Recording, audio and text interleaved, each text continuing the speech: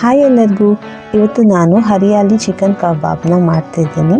First ನಾನು ಚಿಕನ್ಗೆ ಸ್ವಲ್ಪ ಉಪ್ಪು, ಸ್ವಲ್ಪ ಅರಿಶಿನ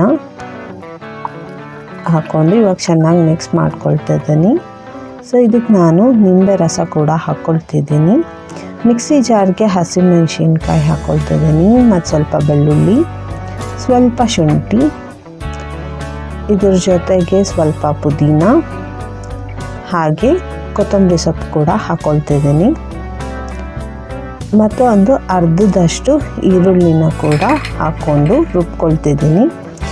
ಈ ರುಬ್ಬಿದ ಮಿಶ್ರಣವನ್ನು ನಾನು ಚಿಕನ್ಗೆ ಮಿಕ್ಸ್ ಮಾಡ್ಕೊಳ್ತಿದ್ದೀನಿ.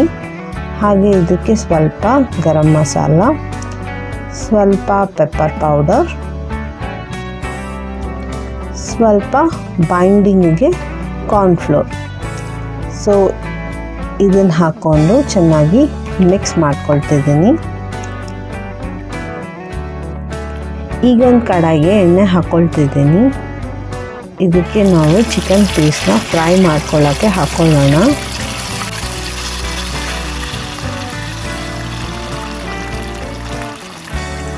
ನೋಡಿ, ಆಲ್ಮೋಸ್ಟ್ ಫ್ರೈ ಆಗ್ತಾ ಬಂದಿದೆ. ಇದು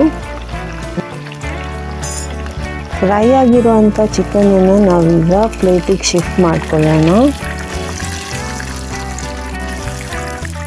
ನಾನಿವಾಗ ಅದೇ ಎಣ್ಣೆಗೆ ಗುದ್ದಿದಂಥ ಬೆಳ್ಳುಳ್ಳಿ, ಹಸಿಮೆಣಸಿನ್ಕಾಯಿ ಮತ್ತು ಕರಿಬೇವು ಹಾಕ್ಕೊಳ್ತಿದ್ದೀನಿ.